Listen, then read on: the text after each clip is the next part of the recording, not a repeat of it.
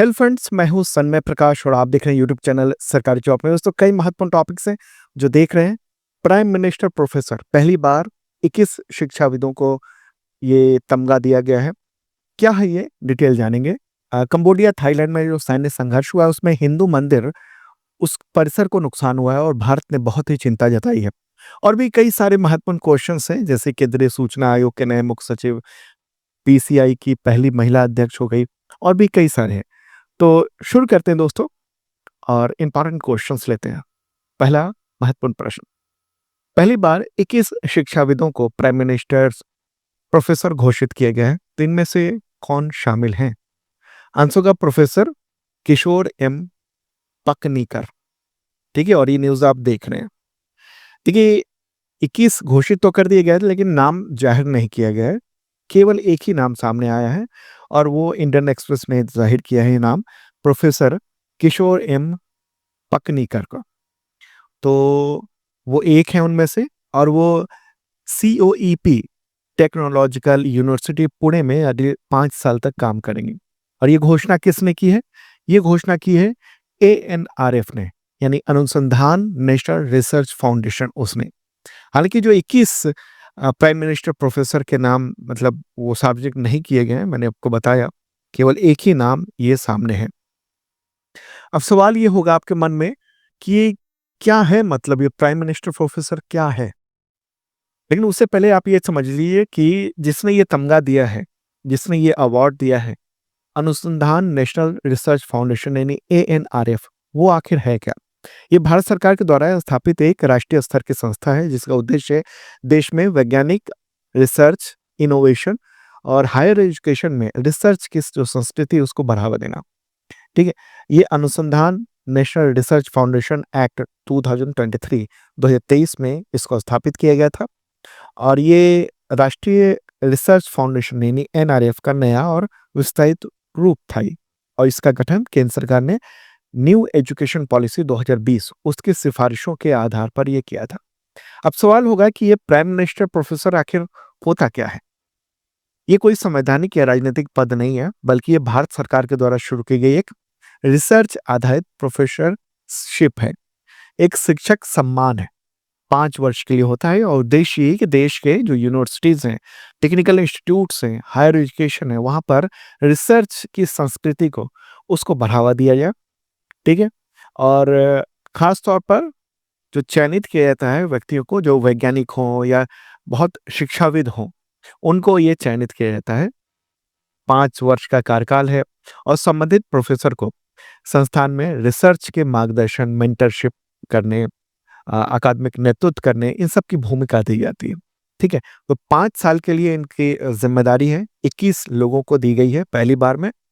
और उनको इसके एवज में ना रकम भी मिलती है, जैसे 5 साल तक हर साल 30 लाख रुपए उनको फेलोशिप मिलती है, एवरी ईयर 5 साल तक मिलेगी।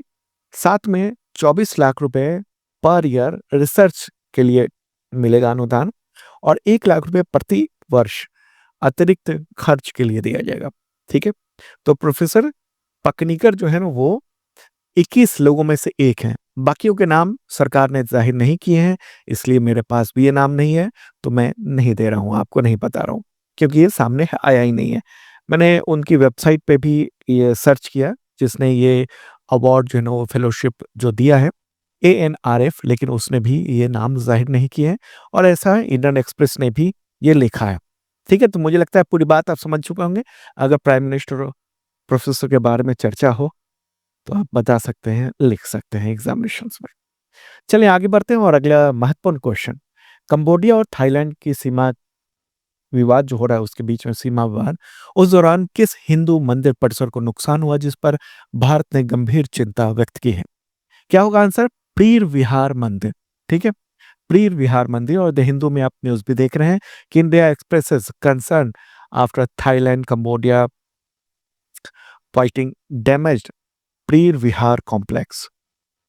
ओके, तो ये है मंदिर, जो फोटोग्राफ आप देख रहे हैं, ये मंदिर कंबोडिया और थाईलैंड के बीच में एक विवादित सीमा क्षेत्र में स्थित है। अब एक काम करते हैं, मैप के जरिए इस चीज को समझते हैं और इस मंदिर के बारे में जानते हैं। एक और बात बताऊं कि जो मंदिर है वो वर्ल्ड हेरिटेज है यूनेस्को द्वारा घोषित। तो चलिए अब इस चीज़ को मैप के ज़रिए समझते हैं, 3D मैप के ज़रिए हम आपको बताएँगे, ठीक है? तो सबसे पहले अपना प्यारा भारत है और भारत के इस तरफ ये 2 देश आपको दिखेंगे, थाईलैंड और कंबोडिया। इन दोनों देशों की ओर चलते हैं, आगे बढ़ते हैं। हाँ, अब आप देखिए, तो ये तो हो गया थाईलैंड हो गया, ओके? और ये है कंबोडिया, ये दोनों देश देख रहे हैं आप, ठीक है?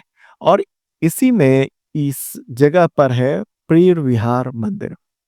पहले थाईलैंड की बात कर लें, वहाँ की राजधानी क्या है? बैंकॉक है, वहाँ के किंग कौन है? वज़ीरालोंगकॉर्न, उनको रामटेन भी कहा जाता है, ठीक है? और यहाँ के प्राइम मिनिस्टर हैं अनुतिन चंद्रविराकुल, मुद्रा यहाँ पर चलती है थाई बाहत, ओके? पड़ोसी देशों की बात करेंगे तो इधर म्यांमार हो गया, ये लाओस हो गया, ये कंबोडिया हो गया, इधर मलेशिया हो गया। क्लियर हो गई बात? और ये कंबोडिया है, इसकी राजधानी क्या है? Phnom Penh. यहाँ पर भी यहाँ सम्राट हैं तो उनका नाम है नोरोदोम सिहामोनी। प्राइम मिनिस्टर है हुन मानेट कंबोडिया में। यहाँ पर मुद्रा चलती है रील और लैंग्वेज यहाँ पर बोली जाती है खमेर, ठीक है? तो राजशाही है लेकिन दोनों जगहों पर क्या है ना कि वहाँ की जो सेना है वो राजशाही और वहाँ के राजनीतिक तंत्र से भी ज़्यादा मजबूत है और उसी की वजह से ये टकराव देखने को मिलता है। कुछ महीने पहले भी इस मंदिर को लेकर टकराव हुआ था। अब मंदिर चलते हैं, ये मंदिर, ठीक है? चलिए और इसको ज़ूम करते हैं और मंदिर की ओर चलते हैं हम लोग, ठीक है? हाँ, अब आगे पे आते हैं, ये रहा। यहाँ पर ये प्रिय विहार मंदिर है। कंबोडिया और थाईलैंड की विवादित सीमा क्षेत्र में है। कंबोडिया कहता है ये मेरा है क्षेत्र, फिर थाईलैंड कहता है ये मेरा क्षेत्र है। कभी कंबोडिया की सेना जाकर उसको घेर लेती है, कभी थाईलैंड की सेना जाकर वहाँ घेर लेती है, ठीक है? मुख्य तौर पे 2 मंदिर हैं, एक प्रिय विहार मंदिर ये है और एक और इससे कुछ किलोमीटर आगे है, उसका नाम है मोएन थाम मंदिर। दोनों शिव मंदिर हैं। लेकिन इस बार जो दिसंबर में जो विवाद हुआ है ना, विवाद का कि ये सैन्य संघर्ष हुआ है, वो प्रिय विहार मंदिर को लेकर हुआ है। और इस सैन्य टकराव में जब गोलियां चलेंगी, बम गिरेंगे, मिसाइलें दागी जाएंगी, तो फिर नुकसान तो होगा। तो शिव मंदिर को नुकसान पहुंचा है। यूनेस्को वर्ल्ड हेरिटेज है और इंडिया ने बहुत ही चिंता व्यक्त की है इस पर। विदेश मंत्रालय के जो प्रवक्ता हैं रणधीर जायसवाल, उनका कहना है कि एएसआई जो है ना वो 1986 से ही इन मंदिरों का संरक्षण और जीर्णोद्धार काम में लगा हुआ है और इस बीच जो नुकसान हुआ है वो बहुत ही दुर्भाग्यपूर्ण है। प्रिय विहार मंदिर के बारे में अगर और भी हम चर्चा करें तो ये 11वीं शताब्दी पुराना मंदिर है और इसका फोटोग्राफ मैं एक बार ये दिखा देना चाहता हूँ। दिख रहा होगा आपको मुझे लगता है, ठीक है? और ये कंबोडिया थाईलैंड सीमा पर डेंगरेक पहाड़ियाँ हैं, उसके शिखर पर स्थित है और इसे खमेर साम्राज्य के शासकों ने बनवाया था। ये भी सवाल हो सकता है कि उस मंदिर को किसने बनवाया था? मंदिर की जो स्थापत्य कला है वो दक्षिण भारत की है, यानी द्रविड़ शैली का प्रभाव वहाँ पर और खमेर कला का प्रभाव दोनों का संयुक्त रूप से दिखता है वहाँ पर, ठीक है? तो थाईलैंड और कंबोडिया जो है ना उसका संघर्ष का इतिहास बहुत ही पुराना है।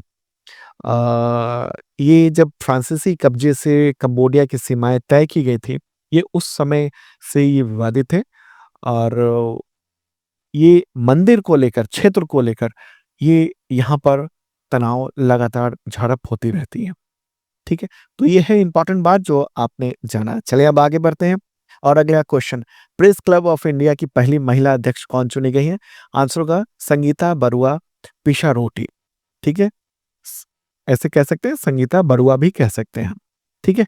तो ये है नाम इनका और ये न्यूज़ भी आप देख रहे हैं द हिंदू में, जो कि पहली महिला अध्यक्ष चुनी गई है पीसीआई की यानी प्रेस क्लब ऑफ इंडिया की, इसलिए प्रश्न महत्वपूर्ण हो जाता है।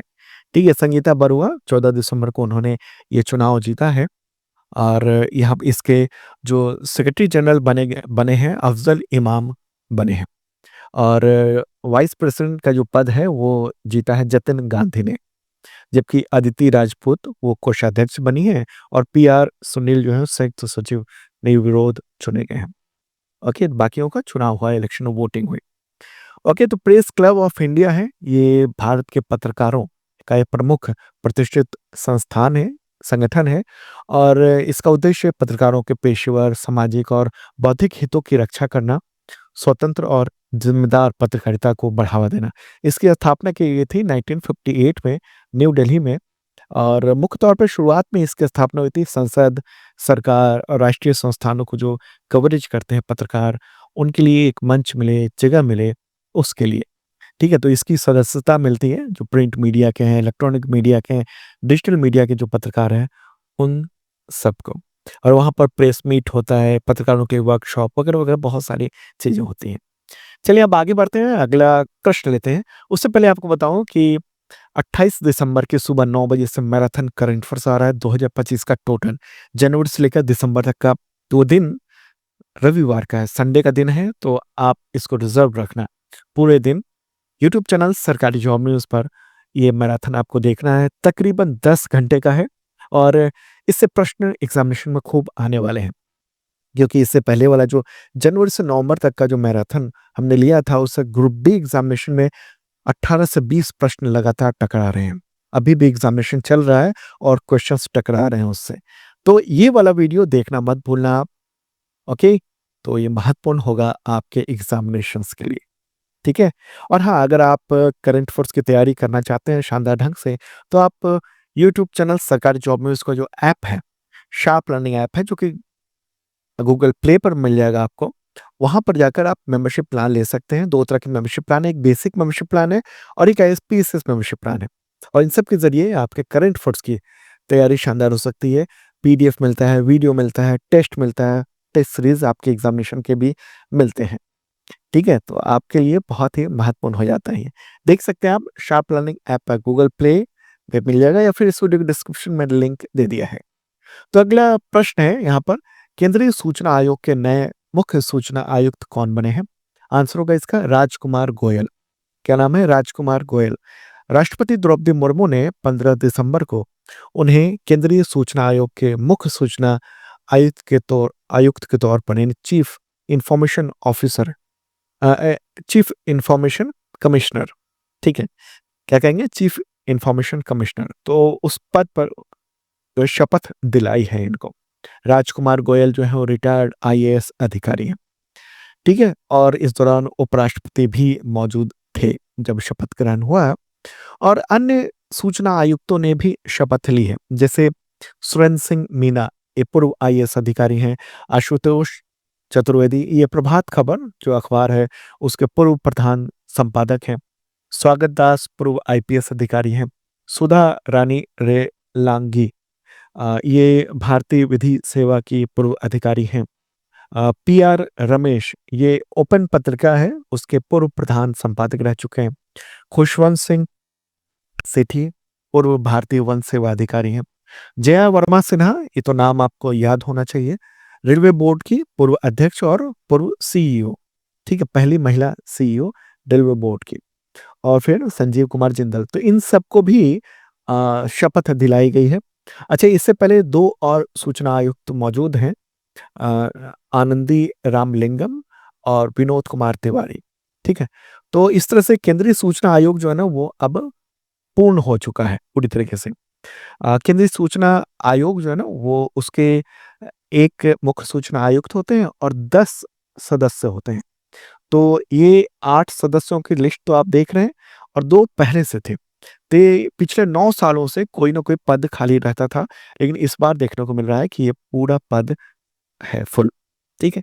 तो केंद्रीय सूचना आयोग यानी सेंट्रल इंफॉर्मेशन कमीशन, तो उसका जो गठन है वो कब हुआ था?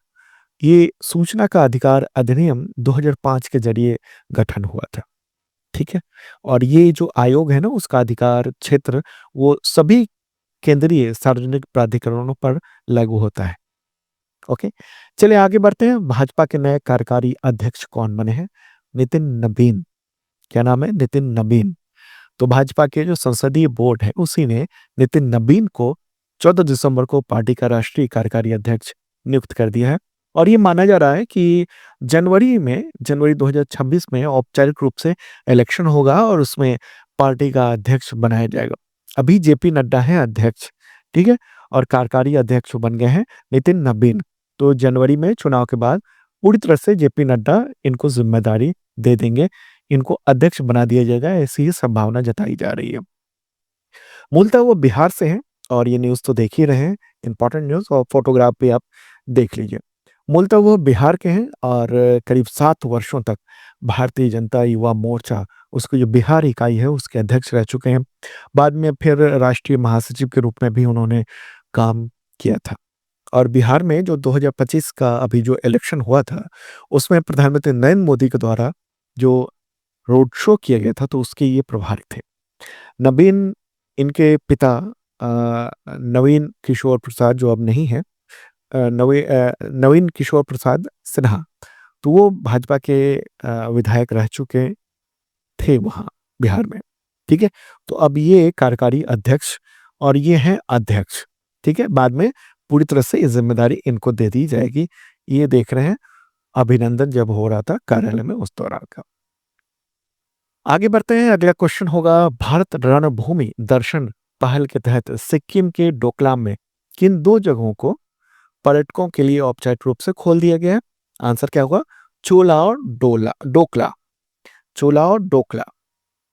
ये प्रश्न इस तरीके से भी आ सकता है कि चोला और डोकला को मतलब सिक्किम के डोकलाम में चोला और डोकला को औपचारिक रूप से पर्यटकों के लिए खोल दिए गए हैं, यानी पर्यटन स्थल बना दिया गया है। तो किस भारत सरकार के किस पहल के तहत?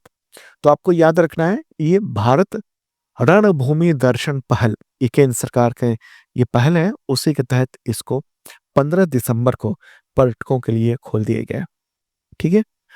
तो देखिए इसी जगह पर, इसी इलाके में 8 साल पहले इंडियन आर्मी और चाइनीज़ जो आर्मी है उसके बीच में गतिरोध हुआ था, स्टैंड ऑफ हुआ था।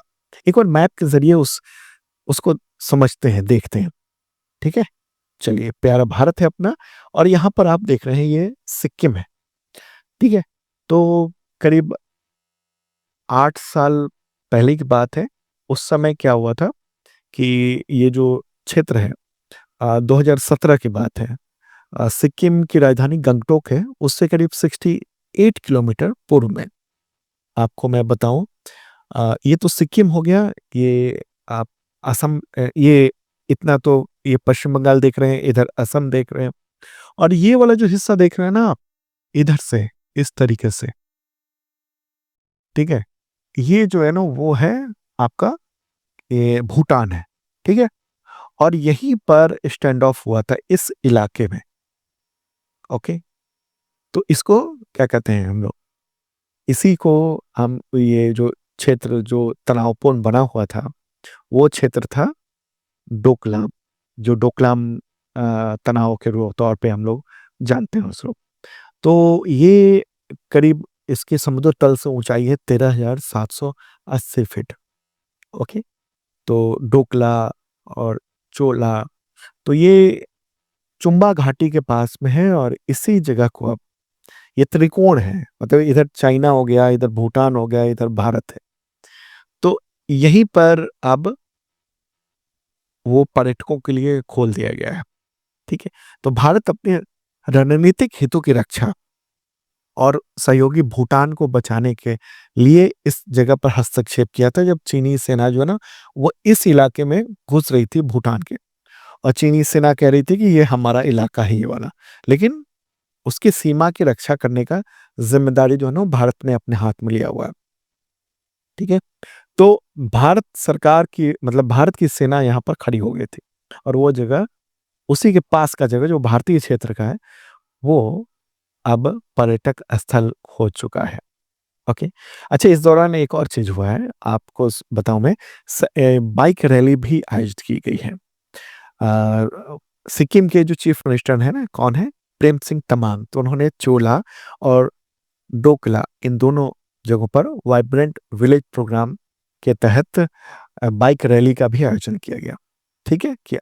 तो वाइब्रेंट विलेज प्रोग्राम भी है, 2-3 चीज़ें आप याद कर लीजिए। एक तो वाइब्रेंट विलेज प्रोग्राम है जो जिसका काम ये है कि जो सीमावर्ती जो क्षेत्र है वहाँ उन गाँवों को विकास करना, ताकि वहाँ से पलायन ना हो। क्योंकि गाँव अगर खाली हो जाएँगे तो फिर दुश्मन के लिए आना आसान हो जाएगा। अब 1-1 मीटर पर तो सेना नहीं लगाई जा सकती है ना, तो व हर प्राथमिक तौर पर अ, वहाँ पर है, जैसे आईटीबीपी है वहाँ पर।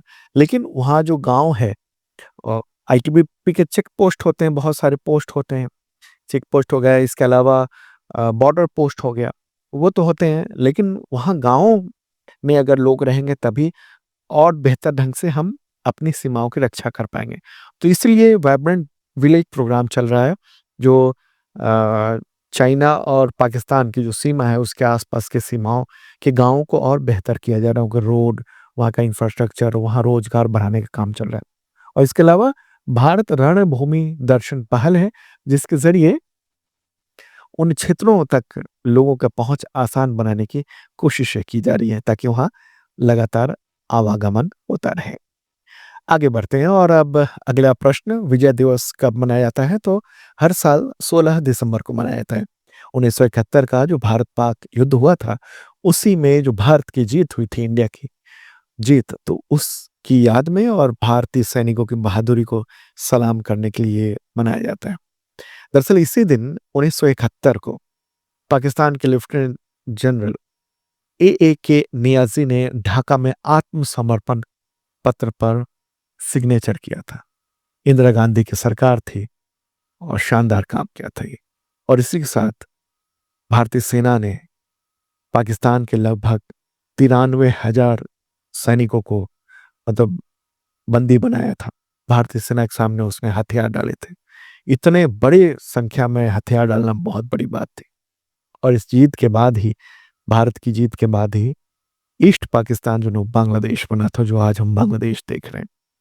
तो इस ऐतिहासिक जो क्षण था, उस दौरान प्राइम मिनिस्टर इंदिरा गांधी थी, फील्ड मार्शल सैम मानेकशॉ थे, जो आर्मी चीफ के तौर पर थे, लेफ्टिनेंट जनरल जगजीत सिंह अरोरा थे। ओके, तो उन्हीं सबकी वजह से ये संभव हो पाया था।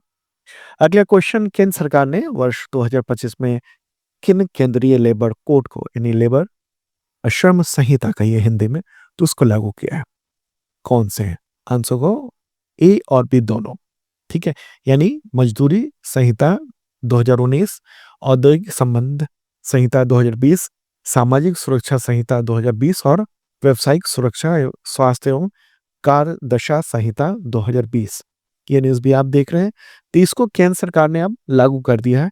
नए लेबर कोड जो है ना वो आ गए हैं। ठीक है, तो 4 लेबर कोड हैं, श्रम संहिता कहिए इसको, ये है ये लागू कर दिए गए हैं। दरअसल क्या है ना कि भारत में जो लॉ मतलब लेबर लॉ है, वो बहुत सारे कानून थे और बहुत जटिल बने हुए थे। करीब 29 केंद्रीय श्रम कानून थे। सबकी अलग-अलग परिभाषाएँ, बहुत सारे रजिस्ट्रेशन कराने का काम, इंस्पेक्टर प्रणाली थी। तो ये सब परेशानी का भी कारण था। तो 2019-20 के दौरान 4 लेबर कोड संसद ने पारित किए थे और लगभग 5 साल के बाद अब केंद्र सरकार ने इन लेबर कोड को, हिंदी में कहेंगे श्रम संहिता को, पूर्ण रूप से लागू कर दिया गया है। ठीक है, ये लागू हुआ है। ये 2019-20 में ये जो है ना पारित हो गया था संसद से। लागू सरकार का काम होता है, कब लागू किया जाए। तो करीब 5 साल से 6 साल बाद इसको लागू किया जा रहा है। ठीक है, the code on wages 2019, the industrial relations code 2020, the social security code 2020, the occupational safety health and working condition code 2020। तो ये सारे कोड हैं। इन सब के बारे में जो महत्वपूर्ण जो पॉइंट्स हैं वो मैं और भी आपको बता देता हूँ। इसमें है क्या, जो पूछे जा सकते हैं एग्जामिनेशन में, आपकी तैयारी हो रहनी चाहिए इसके लिए। जैसे मजदूर संहिता है, ठीक है, अंग्रेजी में कहेंगे the code of on wages, ये 2019। तो इसमें क्या है कि वेतन की नई परिभाषा दी गई है। कुल वेतन का कम से कम 50% जो है ना वो बेसिक होगा प्लस महंगाई भत्ता। और ये भत्तों के ज़रिए वेतन छिपाने की जो प्रवृत्ति है, उस पर रोक लगेगी। तो बेसिक पे 50% होना चाहिए। वो होता ये था कि बेसिक पे जो होता था वो 25% होता था, बाकी भत्ते के तौर पर दिखाया जाता था। तो इससे ही एक चीज़ ये होगा कि लोगों को जो सैलरी मिलेगी, तो साथ में जो पीएफ कटता है वो ज़्यादा कटेगा। तो भविष्य निधि बेहतरीन ढंग से रह पाएगी। फ्लोर वेज है, जैसे न्यूनतम राष्ट्रीय मजदूरी की बात यहाँ इसमें की गई है। केंद्र सरकार के द्वारा तय किया जाएगा। राज्य इससे नीचे न्यूनतम मजदूरी तय नहीं कर पाएँगे, उससे ज़्यादा कर सकते हैं। तो परिणाम क्या होगा? परिणाम ये होगा दो अभी कि ईपीएफ, ग्रेच्युटी इन सब का दायरा बढ़ेगा। लॉन्ग टर्म में सामाजिक सुरक्षा मजबूत होगी। अल्पकाल में कुछ कर्मचारियों के जो हाथ में सैलरी आती है, तो वो थोड़ी-सी कम होगी। ठीक है? दूसरा क्या है? दूसरा है औद्योगिक संबंध संहिता 2020 द इंडस्ट्रियल रिलेशंस कोड 2020। इसमें ये कहा गया है कि हड़ताल से पहले मतलब 14 दिन पहले नोटिस देना पड़ेगा। ऐसा नहीं कर सकते कि हड़ताल कर दें तुरंत सभी क्षेत्रों में, प्राइवेट हो, सरकारी हो, हर जगह। इसके अलावा 300 कर्मचारियों तक छटनी तालाबंदी में सरकार की अनुमति अनिवार्य नहीं होगी। यहाँ पर एक दिक्कत है कि अब सरकार से परमिशन की ज़रूरत नहीं है, कंपनियाँ जब चाहें तब हटा दें, ठीक है? कुछ उसके लिए वो देकर मतलब कुछ रकम देकर, ठीक है? फिक्स्ड टर्म एम्प्लॉयमेंट की बात की गई है, अस्थायी कर्मचारी जैसे ही अधिकार ये मिलेंगे, जो फिक्स्ड टर्म होंगे, जैसे 3 साल के लिए, 4 साल की जो नियुक्ति की जाती है, फिर रिन्यूअल हो जाता है उन सब में। तीसरा क्या है? सामाजिक सुरक्षा संहिता 2020 अंग्रेजी में कहते हैं द सोशल सिक्योरिटी कोड 2020। इसमें क्या है? गिग वर्कर और प्लेटफॉर्म वर्कर उसको वैधानिक पहचान दी गई है, जैसे ओला, उबर, ज़ोमैटो, स्विगी, ब्लिंकिट, ठीक है? टाटा की कंपनियाँ हैं। तो इसमें जो गिग वर्कर क्या? जो आपको सामान पहुँचाते हैं, वो जो कुछ टाइम के लिए काम करना चाहते हैं, 4 घंटे, 5 घंटे, 10 घंटे, पूरे दिन, ये गिग वर्कर हो गए, ठीक है? तो उनको पहचान दी गई है और असंगठित क्षेत्रों का पंजीकरण किया जाएगा, राष्ट्रीय सामाजिक सुरक्षा पोर्टल के ज़रिए। ग्रेच्युटी नियमों में ढील दी गई है, फिक्स्ड टर्म कर्मचारियों को भी इसमें लाभ देना होगा, ओके? तो ये है महत्वपूर्ण बात और भारत का श्रम ढांचा प्लेटफ़ॉर्म इकोनॉमी को भी स्वीकार कर रहा है, ये है बात। चौथा क्या है? व्यावसायिक सुरक्षा, स्वास्थ्य एवं कार्यदशा संहिता 2020 अंग्रेजी में कहते हैं occupational safety health and working condition code 2020। ये जो है ना वो एकीकृत लाइसेंस और पंजीकरण एक होगा, इसके ज़रिए महिलाओं की रात्रि पाली की अनुमति होगी, लेकिन उस सुरक्षा शर्तों के साथ, जैसे कि रात में घर तक पहुंचाना वापस, ये सब चीजें रखी गई इसमें। प्रवासी श्रमिकों की स्पष्ट परिभाषा इसमें रखी गई है। काम के घंटों में लचीलापन ये किया गया है कि 4 डेज वर्किंग हो सकता है। 7 दिन होते हैं सप्ताह में, तो 4 दिन भी काम करा सकते हैं। टोटल 48 घंटे आपको काम कराने हैं, ठीक है? अब कहेंगे 4 दिन में कैसे होगा? तो 12 घंटे लगातार काम कराया जा रहा है 4 दिन, फिर बाकी छुट्टी दे दी जा रही है, इस तरीके से। या 8 घंटे काम कराए जा रहे हैं। इससे ज़्यादा अगर काम कराए जा रहे हैं, तो फिर एक्स्ट्रा पेमेंट करना पड़ेगा। तो ये सब चीज़ें हैं, ये है लेबर कोड, ठीक है? लेबर कोड ये लागू हो गया है, तो इससे सवाल हो सकते हैं एग्ज़ामिनेशन में। पूरा डिटेल मैंने पीडीएफ में भी दे दिया है, डेली का पीडीएफ फ्री होता है, शार्प लर्निंग ऐप पर जाइए और फ्री वाले कंटेंट से आप डाउनलोड कर सकते हैं, या आज का भी ये करंट अफेयर्स का पीडीएफ। अब आगे बढ़ते हैं, अगला क्वेश्चन रेसलर हैं जॉन सीना, तो उन्होंने किस प्रतियोगिता से संन्यास ले लिया है? आंसर होगा डब्ल्यूडब्ल्यूई, ठीक है? डब्ल्यूडब्ल्यूई। और ये रहा फोटोग्राफ इनका। तो अभी दिसंबर में ही उन्होंने ये कह दिया कि अब हम संन्यास लेते हैं। काफ़ी पॉपुलर है।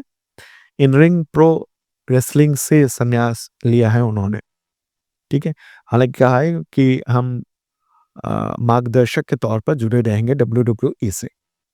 अगला क्वेश्चन, किस देश की टीम ने डब्ल्यूएसएफ स्क्वैश वर्ल्ड कप 2025 खिताब जीत लिया है? आंसर होगा भारत। भारत ने ये खिताब जीत लिया है। पहला डब्ल्यूएसएफ स्क्वैश वर्ल्ड कप जीता है भारत ने, फर्स्ट। जब भी ये मैंने कहा फर्स्ट जो होता है वो महत्वपूर्ण होता है। तो ये न्यूज़ भी आप देख रहे हैं। इस टूर्नामेंट के इतिहास में भारत ने पहली बार ये खिताब जीता है, लेकिन मेडल की बात करेंगे तो दूसरा मेडल है। इससे पहले 2023 में कांस्य मेडल यानी ब्रॉन्ज मेडल भारत को मिला था। हालाँकि ये खिताब नहीं मिल पाया था, तो पहली बार ये खिताब मिला है और भारत में ही स्क्वैश का आयोजन किया गया था, वर्ल्ड स्क्वैश टूर्नामेंट का, चेन्नई में हुआ था। तो भारत ने हांगकांग की टीम को पराजित करके ये खिताब जीता है और विजेताओं की टीम में जोशना चिनप्पा, अभय सिंह और अनाहत सिंह वो सब शामिल थे।